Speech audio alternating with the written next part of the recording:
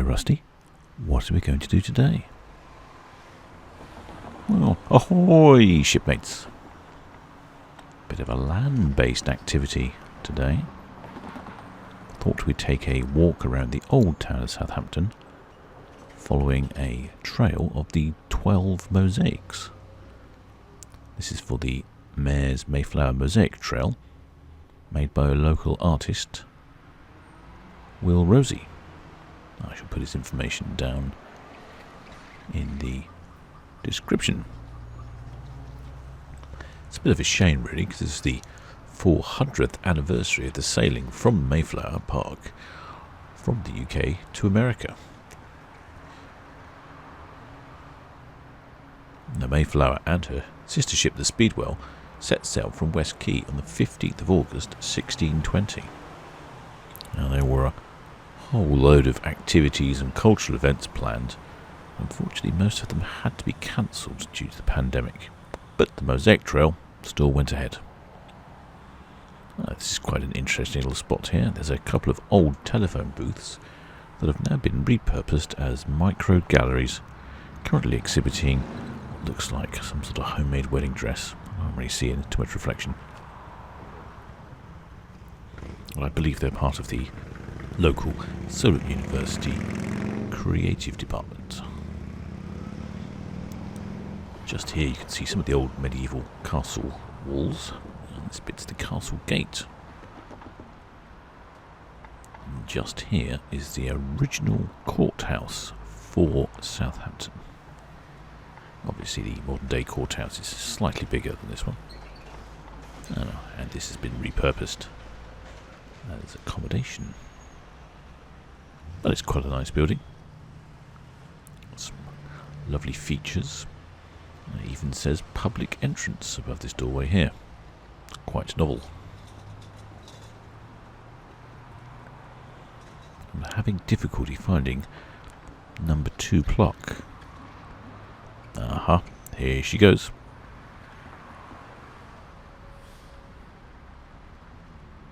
That's number 2.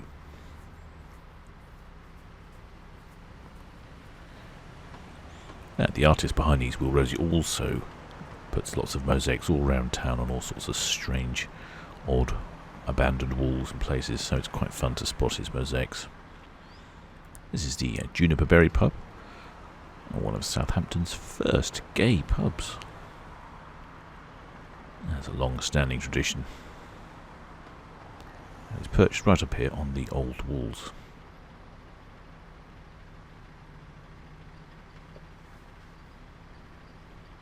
Rusty's keen for a bag of crisps. Unfortunately, that one's closed, buddy. Now, onwards here. This is the Westquay South, which is a relatively new development containing mainly bars and restaurants. Well, actually, mainly restaurants. Has a cinema and a bowling alley, a few other features. What you can see in front of us used to be the water's edge, so in fact that would be the water. But since some 100 years ago or more, the land has been reclaimed. The green building in the background is the Carnival headquarters, familiar to all you ship watchers as they operate a large number of cruise ships. And in the very back there is the Jewel of the Seas, who's in port. And as you can see there, cruise ships actually get quite close to the centre of town. It's interesting architecture on this building. I think it's visually interesting, if not the most attractive building in the world. It's certainly not the most ugliest. Now these are the old parts of the city walls here. There used to be a castle behind us, and that was destroyed many years ago. I'm not entirely sure what happened to it, unfortunately.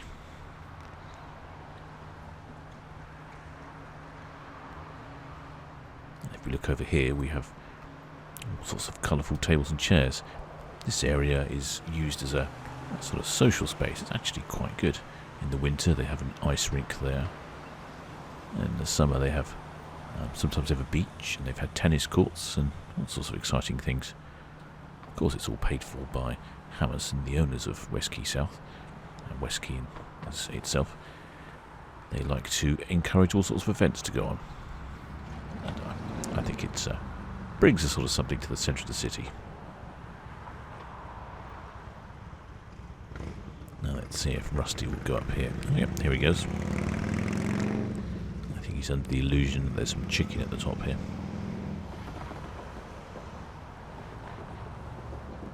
No chicken, I'm afraid, buddy. Well, you can see we get to the top here. That's quite a nice view. Sort of like a amphitheatre type venue. Unfortunately, due to the pandemic, all these restaurants are only operating takeaway services.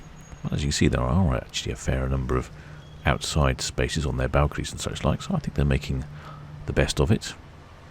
Yes, I know, buddy, you want some chicken. Right, let's carefully make our way down these medieval steps.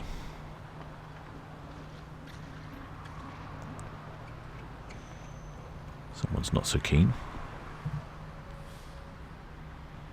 There are a number of companies operating walking tours around the centre of Southampton. I do recommend them, actually. The guides that give the walking tours are full of local knowledge and interesting stories, and they'll cover mainly the ground that we're covering today. But they'll have all sorts of extra information, and then every time I've asked them a question, they've always had the answer to whatever question I've had, so they're very knowledgeable. And they normally start over at the bar gate. We'll come over to the bar gate in a second. Even better view now towards the Mecca of shopping. This bit here is the Arundel Tower, named after the magical horse of Sir Bevis. And as you can see there, it demonstrates that the water was actually up here at the front.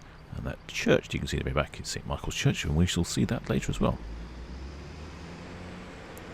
There aren't much of the medieval walls remaining in Southampton. There's a good part there in the shopping centre.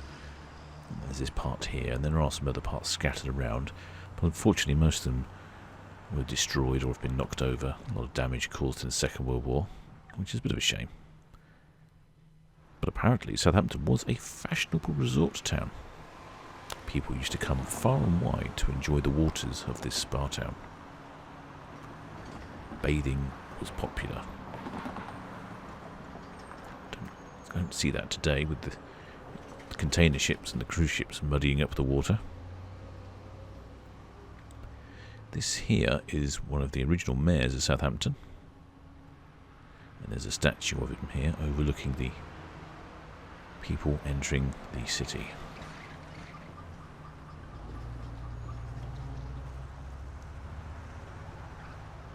And I think his name was John Le Fleming, and I haven't just read that off the sign. Right, let's proceed along a bit more of the medieval wall. This is part of there is actually a walk the wall path you can follow as well, go to all the medieval walls. And this is coming up to I'd probably say is the iconic building of Southampton, the Bar Gate. This features heavily on the council's website as their logo, and just anything to do with Southampton, it is the Bar Gate.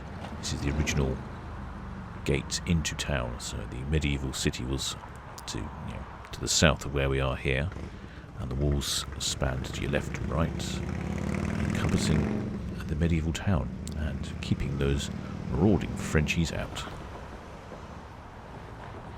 Apparently they did like to come across and steal our wine and our women and our cattle. Hence the medieval wall. You can see there's a couple of lions either side of the gate. And there's a dog here doing a very good impression of the lion. Although I'm not sure, Rusty, you'll have much of a scary effect on anyone. These two lions either side here, they have recently been refurbished. They were black at one point.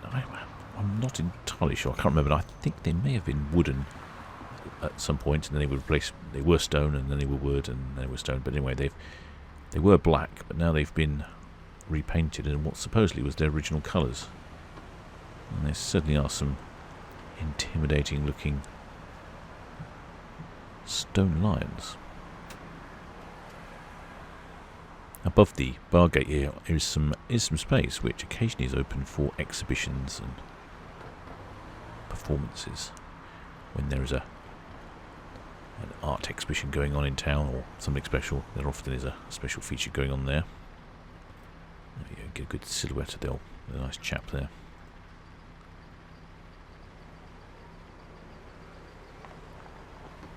But it's certainly a popular place for people to navigate around. Everything is in relation to the bar gate. Where is that pub? Well, it's just north of the bar gate. Where is that pub? Well, it's just east of the bar gate.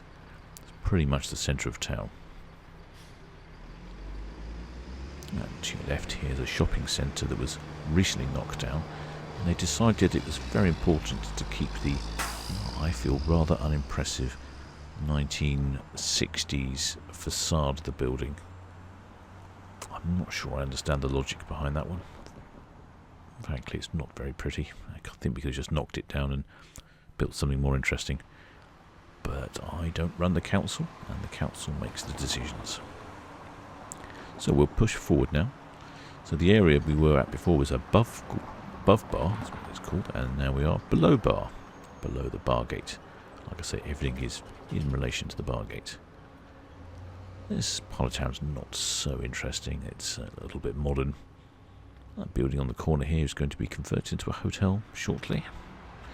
Now we're down East Street.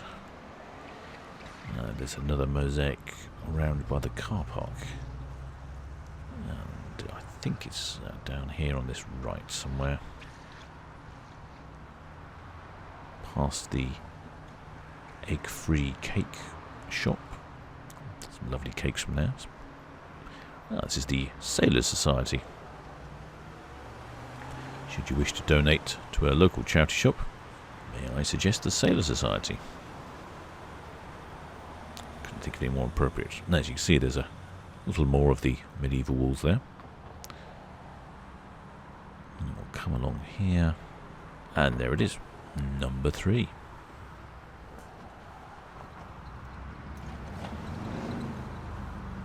Right, let's move along and see if we can find the next one. It's quite a nice building here to your left. It's known as the Old Bond Store. Recently been purchased by some chap and is converting it into a very trendy co-working office space.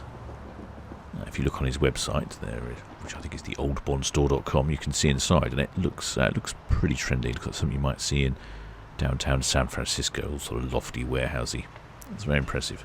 It's good to see businesses like that starting up in Southampton. I think we could do with more of that sort of thing.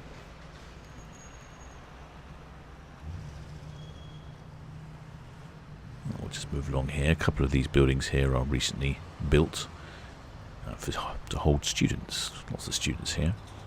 But they certainly have a requirement to deliver some art. And there's some interesting art here. And back on the walls, this area is known as. See, everything's in relation to the bar gate or the walls. Yeah, I think that's adds a little something to town. Okay, let's move forward up here. We'll take a right turn and go through the grounds of the Dolphin Hotel, or now it's the Mercure Dolphin Hotel. One of Southampton's famous hotels.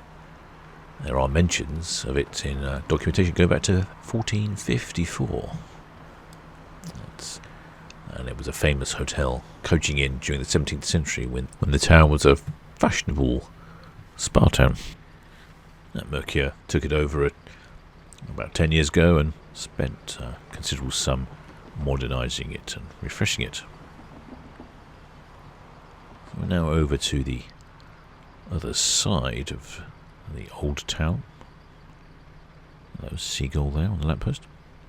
This is over to Simnel Street. I believe that many years ago this was widely regarded as a street where the ladies of the night used to frequent. I'm I'm talking many hundreds of years ago now, of course. But then we have number 4.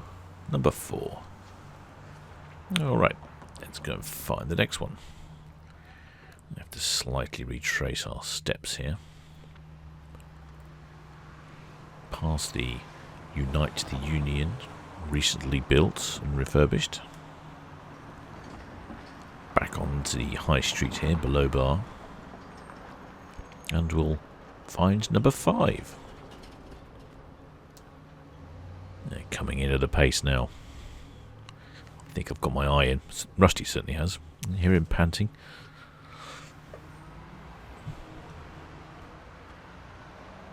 Off to the next one.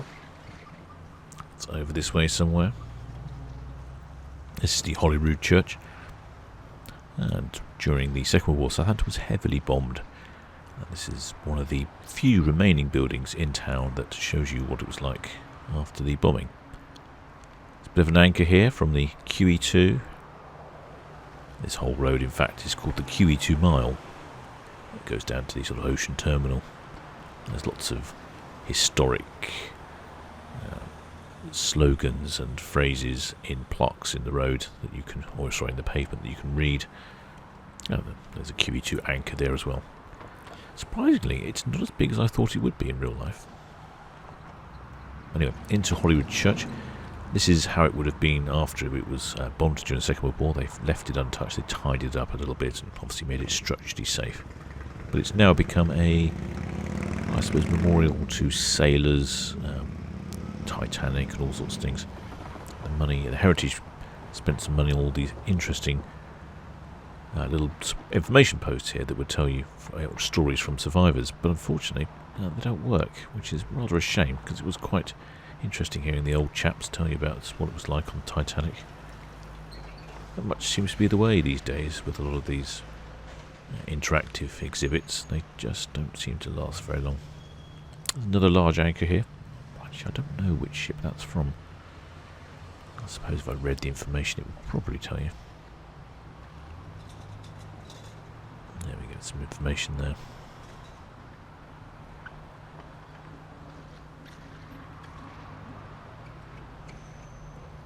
Yeah, this is the Church of the Sailors.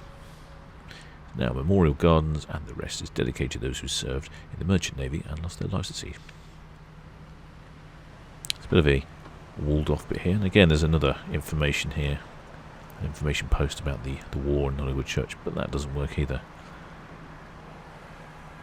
Some lovely sort of ironwork here with the seagulls, and they've put a bit of a roof over on this section to sort of, I guess, protect the end bit of the old church. Right, onwards and upwards.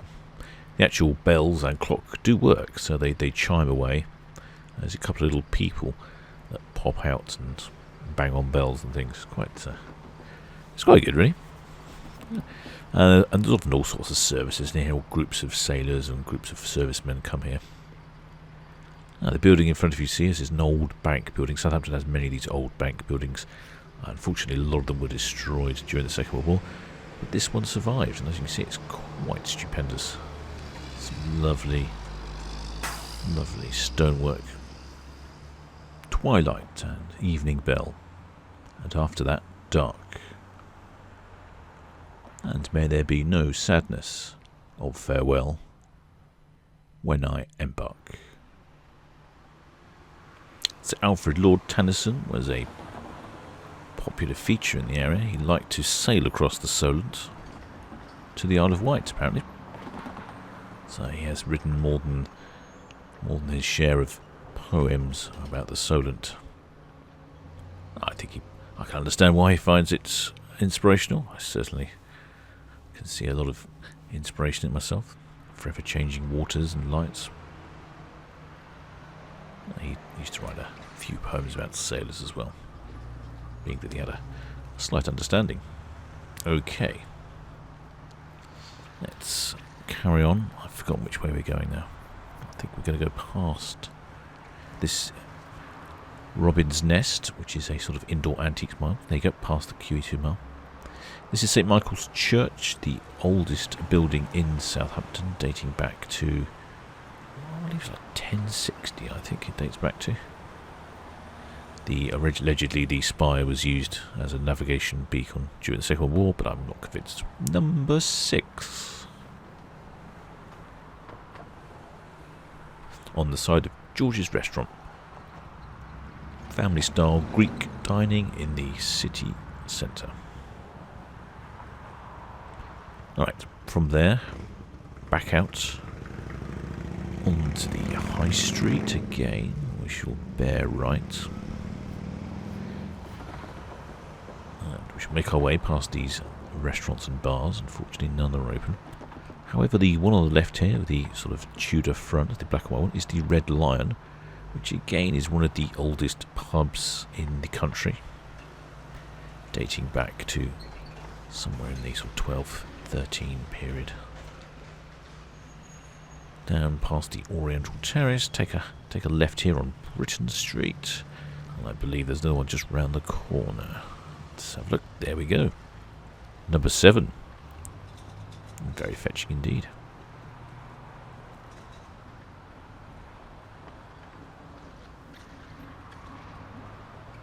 Right, just check the map, and I think we need to go this way. The area in front of us is often referred to as the French Quarter, being that there used to be lots of French people in this area of town. In fact, the street we're just about to come across is French Street. Now coming up on the medieval merchant's house, operated by English Heritage. Unfortunately, there's an administrative charge to go in. But this property is kept and maintained as it would have been if you were one of the wealthiest merchants in town. This is where you'd have lived. This would have been your sort of house. I must say it's still quite impressive considering. There we go, medieval merchant's house. It's not open until April the 1st, so it's now open over the summer. There we go, you can pop yourself down. It goes back to the 14th century. As you can see, they lived quite simply back then. No Wi-Fi or flat screen TVs. Continuing our tour of pubs in the area, it comes the Duke of Wellington. Again, this is a very popular pub in the Old Town area here, dating back to, I believe, somewhere in the region of 1260 or 1220, depending on which part of the cellar you take as your reference point. There are a couple of real fires inside, which is very nice in the winter. Have some great live music on a Friday night. And there are also a number of ghosts in the cellar, I'm reliably informed.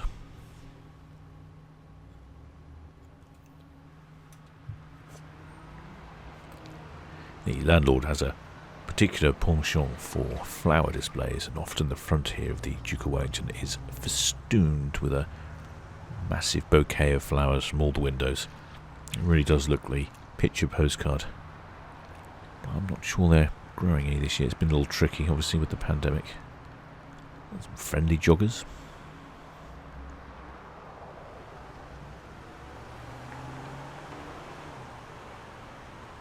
Yeah, not a straight beam in the house. Yep, sorry buddy, another closed pub. Still no crisps for you, and no rum for me. This is not proving a very fruitful tour of Old Town, is it? No, I agree. You look confused, so do I.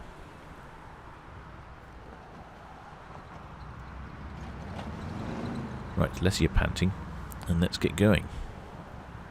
Down Bugle Street.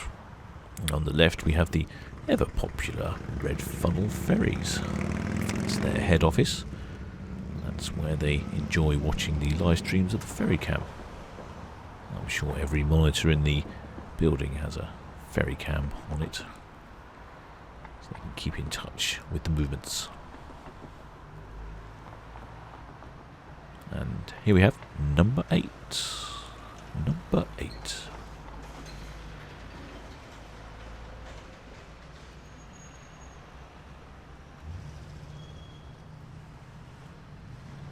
Right, let's carry on south down Bugle Street towards actually the Red Funnel Terminal. It should be just in front of us. I don't know if there's a ferry in or not at the moment. Oh yes, there is a ferry in. Passing Dancing Man Brewery. This has been voted the best beer in Southampton. They brew their own beer. A lot of IPAs, but best beer in Southampton. Fantastic old Winkle house building that dates back to, I think that's about 1100 and something. It's called the Wool House because they used to weigh the wool in there that was exported from all those sheep. Used to be a big scale in there, allegedly. Okay, so let's make some progress now, shall we? See if we can go past the ferry terminal over towards Quay Park. Again, here you can see the remains of some of the old buildings that were unfortunately destroyed during the Second World War. Let's go over to Quay Park here, obviously avoiding the traffic because we're very sensible. And here we go. Here is another ship. Not surprisingly, it's number 9.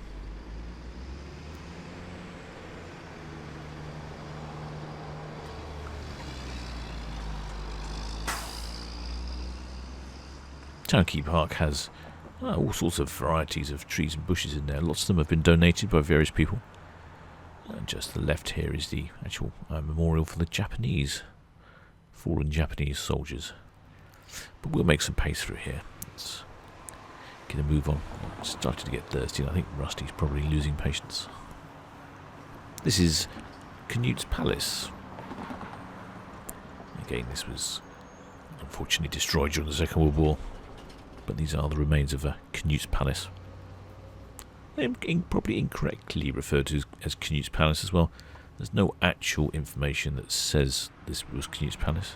Allegedly, he may have stayed there for a short period of time. But nonetheless, it actually looks quite good. We'll get an awful lot of students and bands doing photography or music videos in the Canute's Palace there. And at the end here we've got the Watergate Tower. Again, this was a building that suffered damage during the Second World War. That's quite an interesting building. It's rounded.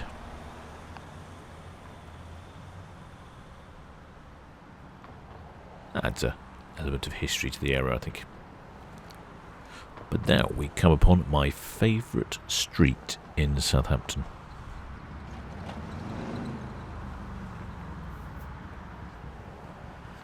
Winkle Street.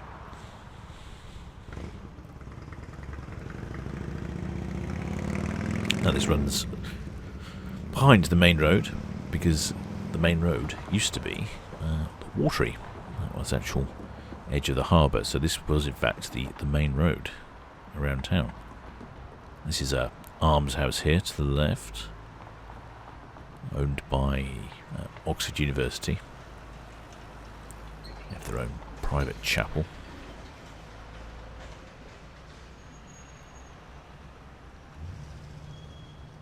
And along this Winkle Street there are a peculiar number of random artworks. So as well as the mosaics around town, we also have this other artist which I don't know much about this chap, and he sticks these funny little faces around the place. I haven't seen them too far and wide, but there's a lot down here in Winkle Street. There's another one here. Yep. J Ace. Looks like someone's tried to chip that one off the wall. Watch out for low-flying UFOs abducting your children. Never the problem.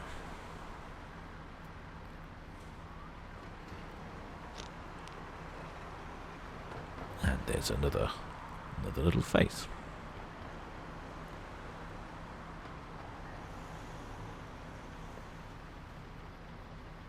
Okay, I think I can see the next one. Slightly easier to spot this one than some of the others. It's number 10.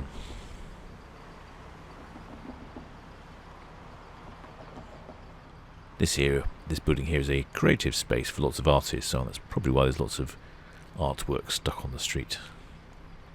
On the left here is God's House Tower. Recently It used to be an archaeology museum, but it's been recently converted to a tourist museum. And you can go up God's House Tower. In fact, you can see God's House Tower from cruise cam. I've not seen anyone up here yet, because no one's there. And it looks to me like you can see another cruise ship. I think that's Britannia. You can see wherever you are in Southampton, you can almost see a cruise ship. So God's House Tower is worth a look. Part of it you have to pay to go up the tower, but the other half you don't. And they've got some really lovely 17th, 18th century oils on canvas of what this area of town used to look like. So I think it's jolly interesting. A little further along here, and we've got another pub, the Platform Tavern. Platform Tavern is, again, a very old drinking establishment, and this is where the water used to come through along here, so it used to be more like the quayside. The Platform Tavern also brews their own beer. In fact, it's the same as the Dancing Man, same brewery. Yeah, if memory serves me correctly, it was built somewhere about 1873 and against the old town walls, which were built around 1350. I could be wrong though, memory's not what it used to be. Anyway, the water used to wash up along here, hence the name Platform Tavern. Right, onwards to try and find the next one. We'll just walk up along the old platform road towards the Red Funnel Ferry Terminal. This may be a familiar sight to many of you ferry cam viewers, as this is the start of the Solar Ship live streams. The ferry cam was the first camera that went live. This is the gateway, of course, to the Isle of Wight. If you go left here up to Town Quay, you can get the fast high-speed red jet to the Isle of Wight, and also there you go, up that way. This is the whole Harbour House building. You may recognise this from port cam, figures all the time, probably in the left-hand corner of the screen. That used to be the Harbour Master's office, where he'd conduct his business and charge you tolls. But if you go left there, you can take the fast high-speed red jet to the Isle of Wight, or if you come round this way, of course, you can take the more conventional ferry to the Isle of Wight. This one takes cars, of course, cars and vehicles, whereas the red jet is just passengers only. But actually, Red Jet 7 does take bicycles, although I think they may have removed that facility. I'm not entirely sure. And there we can see a ferry in at the moment, loading away. Lovely sky today. And yes, just loading up. I'd imagine shortly off for a departure. The more observant of you that happened to be watching Ferry Cam on this bright and sunny day would have had the fortunate side of seeing one man and his dog. And of course, Mrs. Ships as well. The Ferry Cam is located just up there. And there you go. One man and his dog. And Mrs. Ships.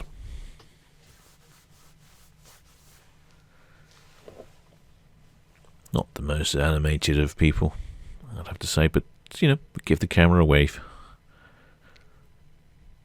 I haven't quite taught Rusty how to do the wave yet.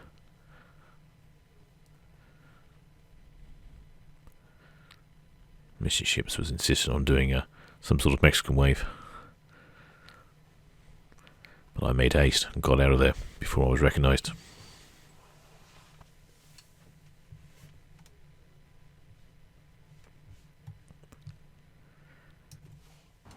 Right, continuing along the ferry terminal. As you can see, there are many, many lanes. All of them are empty at the moment. But with the forthcoming bank holiday weekend, I suspect they'll be very busy. Approaching the old wall house again. The camera seems to have gone a bit wonky there. There we go. Fixed it now.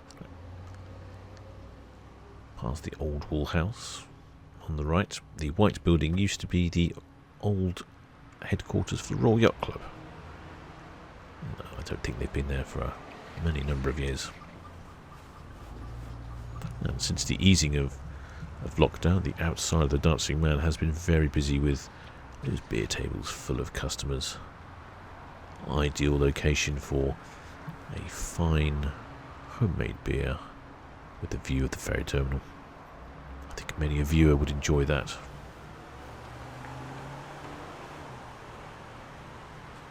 And this is what you're looking for if you're going to the Isle of Wight. In your car, the Isle of Wight are very East Cows. Not to be confused with West Cows. The white building in front of us is an Indian restaurant owned by Mr. Cootie.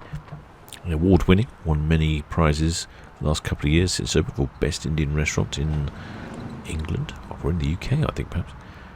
Used to be the entrance to the old Royal Pier. The rest of the structure burnt down some years ago, and that's all that remains. And then here we are going to go into Mayflower Park, obviously so named after the Mayflower ship that sailed to the New World. It's an ideal location for ship spotting all round. You can normally see a container ship or two from here, and of course you'd often see a passenger ship from here as well, one of the cruise ships. It's also festooned with an eatery. A little kiosk here, grab yourself an ice cream.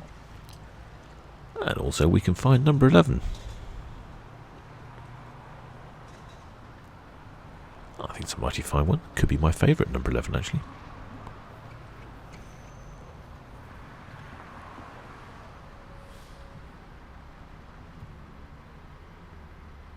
Mayflower Park is very popular at the moment, obviously with the lockdown in. People are coming here and sitting outside and having a barbecue and whatnot.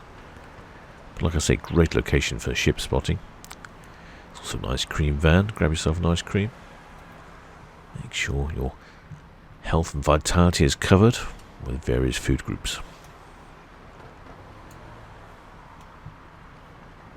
You can catch a glimpse of the red funnel ferry as well. And in the very background you can just about make out Britannia.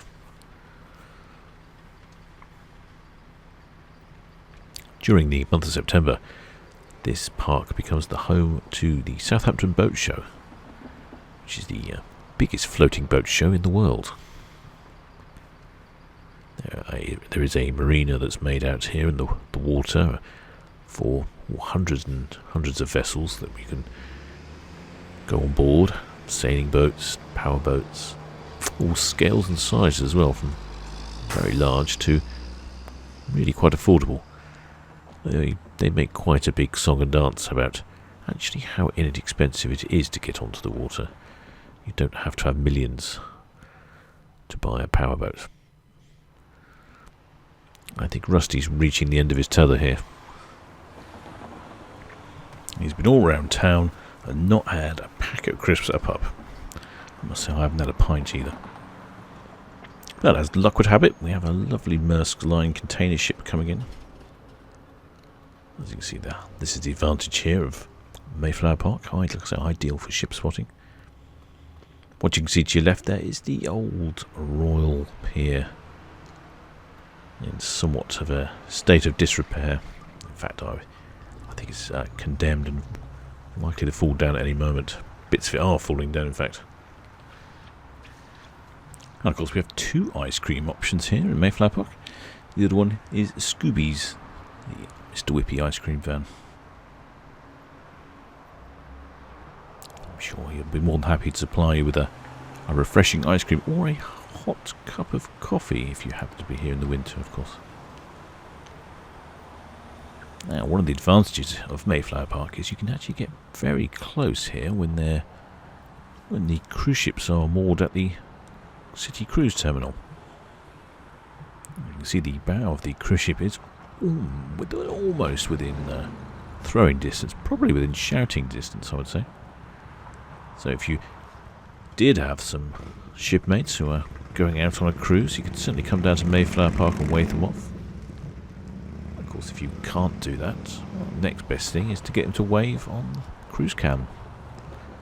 And you can follow them from the comfort of your own home. This is the Jewel of the Seas, currently in port at the moment. You can see there's a small black ship on her starboard side. That's a bunkering ship, essentially refilling the Jewel of the Seas. She'll just be in port for the day and filling up with supplies of food and other vitals, probably the rum for the bar, and also emptying out of any unnecessary fluids and refueling at the same time. Obviously, it's really quite a lovely day water-wise. But anyway, we're not here for cruise ships today. We must continue our journey onwards.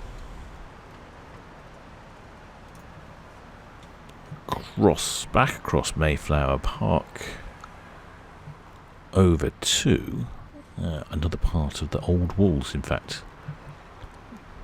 If you've noticed, we have been essentially an old town for the majority of this journey, dodging in and out of the walls and different old buildings. So it does make for a very interesting walking tour. You might see some things that you've not seen before. Not all of the old buildings are necessarily on the main streets. They're often down some little side streets. Let's nip along here.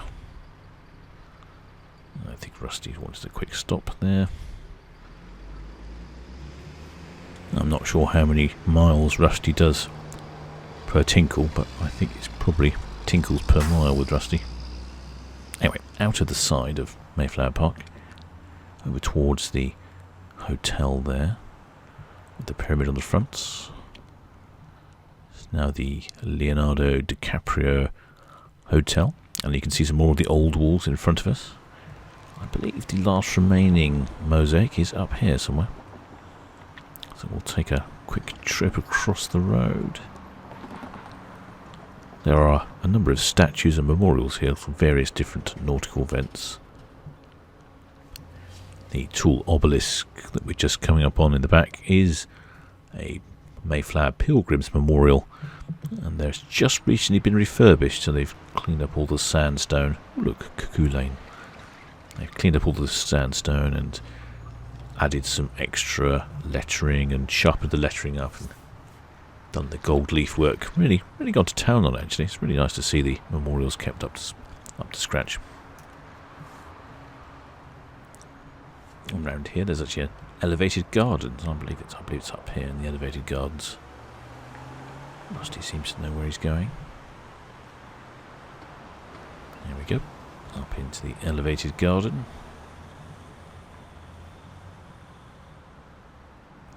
Sort of an unknown area here of Southampton. You can gain access, of course. You can see up here to the left, gain access to the more of the walls if you're doing the walk the wall tour. At the moment they were actually closed off.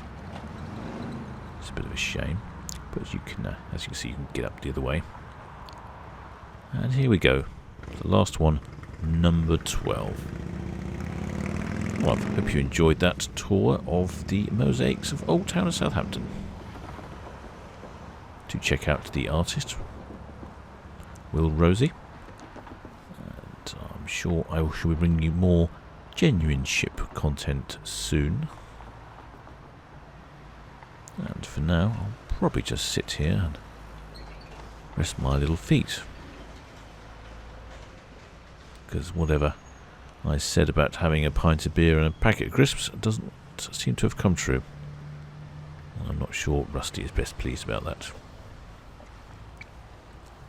Well, till next time, shipmates.